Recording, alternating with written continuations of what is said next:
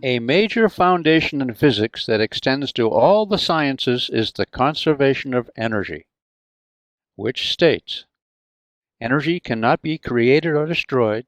It may be transformed from one form to another, but the total amount of energy never changes. As an example, consider the energy states of a block of ice sliding down an inclined plane. We start by doing 100 joules of work to lift the block from the floor to the top of the incline. So at this location, where the block is at rest, its potential energy is 100 joules.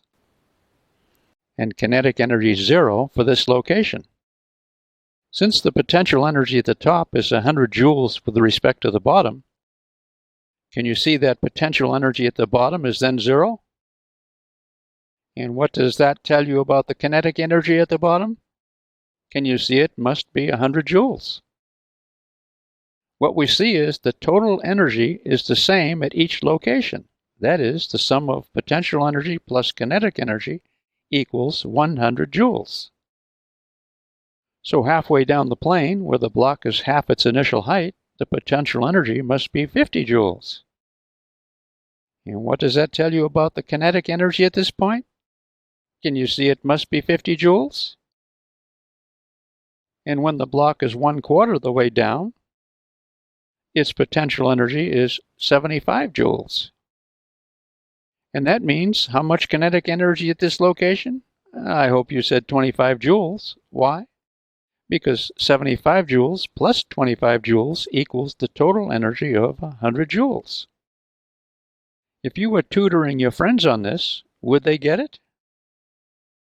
If so, can they see that 3/4 the way down its potential energy is 25 joules? Which means the kinetic energy at this location must be 75 joules, true? Energy is conserved. Not kinetic energy and not potential energy, but the total energy of the system is conserved. 100 joules at every point. Yum! Consider the potential energies and kinetic energies of a big metal bead that slides due to gravity along an upright wire as shown. Suppose at point A, the bead is at rest with a potential energy of 50 joules. That's 50 joules with respect to lowest point B below. That means that at point B, its potential energy is 0. And suppose its potential energy at C is 25 joules. And let's suppose at point D, potential energy is 10 joules. Do you have enough information to write the correct kinetic energies at all these points? I hope so. We can begin at point A, where we know kinetic energy is 0 because the bead is at rest there. Aha, we know what the total energy is going to be at each point, namely 50 joules. With this information, we can fill in all the values of kinetic energy. At point B, kinetic energy has got to be 50 joules, where potential energy is 0. Right? I hope you agree. And at point C, can you see where potential energy is 25 joules? Kinetic energy there is also 25 joules. And at point D, where potential energy is 10 joules, kinetic energy must be 40 joules.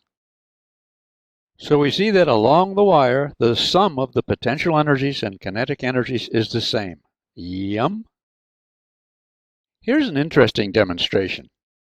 Tracks A and B are made from identical pieces of channel iron, the kind you use to make a bookcase on the wall. They are bent differently, but have the same track lengths. A ball placed at their left ends has potential energy with respect to the level of the right ends of the tracks. When released, this potential energy transforms to kinetic energy. Let me leave you with 3 questions. When released, how will their kinetic energies compare as they reach the right ends of the tracks? How will their speeds compare at the end points? Now here's the interesting question.